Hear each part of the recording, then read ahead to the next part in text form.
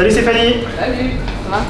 Ça va et toi? Charcot, ça va? Eh bien, Xavier m'a dit de venir près de toi pour que tu puisses me conseiller sur comment bien démarrer le canicross, comment bien gérer mon chien pendant l'effort et surtout comment, après l'effort, le réconforter de manière efficace. Je viens te voir chez Altervet pour ça. Super, eh ben, on va aller voir ça alors. Ok, allez super, on y va. Allez, viens gamin. Alors Stéphanie, dis-moi, c'est quoi exactement Altervet? Donc Altervet, c'est un centre de physiothérapie vétérinaire qui est ici à Bouges, à Namur. On fait également la médecine du sport, donc tout ce qui est traitement du chien de sport justement, comme ici pour Charcot. Donc on suit des chiens qui peuvent être très bien âgés ou pathologiques, rupture de ligaments, tout ce qui est blessure du sport ou même au quotidien. D'accord. Et donc on a aussi une médecine alternative en plus. Et qu'est-ce que tu pourrais proposer par exemple pour Charcot, qui est un chien qui va avoir 1 an au mois de décembre, le 16 décembre.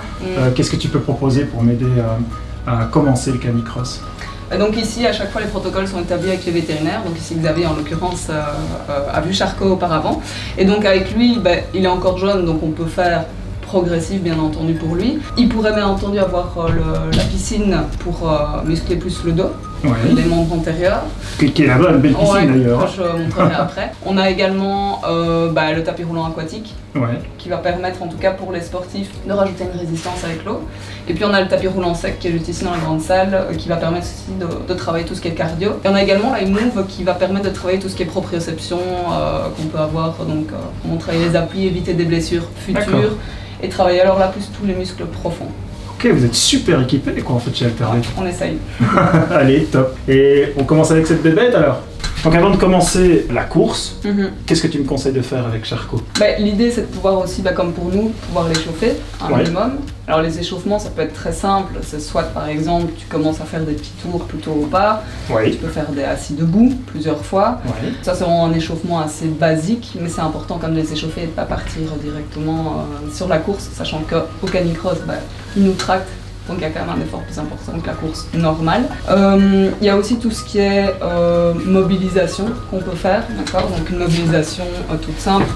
Tu peux par exemple, tu prends sa patte, tu viens faire des petits mouvements circulaires, chaque fois dans le sens de l'articulation, toujours, sans forcer. Chaque patte tu peux faire chaque patte, tu vois. Voir. Et puis il y a aussi le check-up d'avant, tu peux regarder que tout est ok pour l'animal, voir qu'il n'y a pas de lésions, de douleurs. Il y a l'échauffement qu'on peut faire, donc par les massages, tu peux faire des massages plus de friction qui vont réchauffer ton animal que tu peux faire un peu partout. D'accord. On va faire un petit peu ensemble aussi tous les deux après. Et alors pendant la course, être vigilant, si tu vois que l'animal à un moment tombe ou autre, c'est quand même intéressant de se dire tiens, est-ce qu'il n'y a pas une lésion aussi derrière? En fait, donc après quand tu as fini ta course, ce que tu peux faire, donc pour Charcot, tu peux le couvrir. Ça permet de préserver quand même justement sa musculature. Après, tu as aussi les petits massages décontractants. Et alors, ce qui est pas mal aussi, c'est de vérifier à chaque fois l'état des pattes, s'il n'y a pas des lésions, des petites blessures ou autres. Ok. Et donc maintenant c'est parti, je peux commencer la course à pied avec mon chien, donc le canicross, c'est parti. Fabien, il y a quand même un détail qui est très important, c'est que pour courir, tu as besoin de matériel adéquat. Et donc courir avec un collier, c'est pas conseillé. Non? Non, il te faut un harnais. Un harnais?